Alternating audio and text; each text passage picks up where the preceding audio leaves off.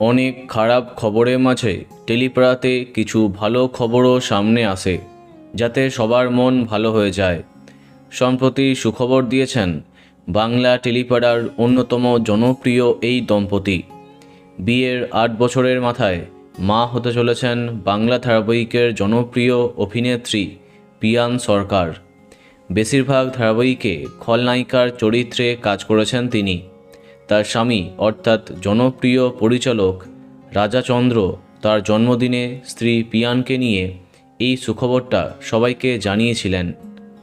শেষবার অভিনেত্রীকে শুভ বিবাহ ধারাবাহিকে কাজ করতে দেখা যায়।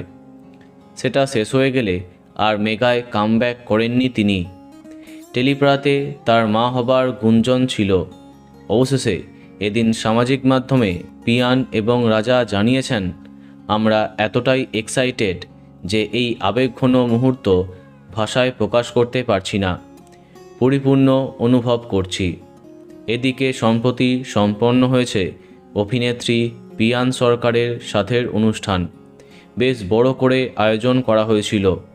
সমস্ত কাজ ফেলে পরিচালক মুম্বাই থেকে ছুটে এলেন। এদিন হবু মা এবং বাবাকে খুব সুন্দর লাগছিল, তোমরা দেখতেই পাচ্ছ। অনেক মুহূর্ত শেয়ার করে ক্যাপশন দিয়েছেন, জাস্ট কাউন্টিং দ্য ব্লেসিং। এই মুহূর্তে 7 মাসের অন্তঃসত্ত্বা অভিনেত্রী ধারাবাহিক ওয়েব সিরিজ থেকে নিয়েছেন দীর্ঘ বিরতি।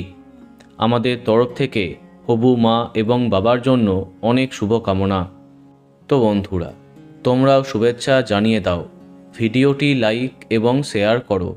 এই রকম আরও অনেক ভিডিও পেতে সাবস্ক্রাইব কারেন্ট পস। ধন্যবাদ।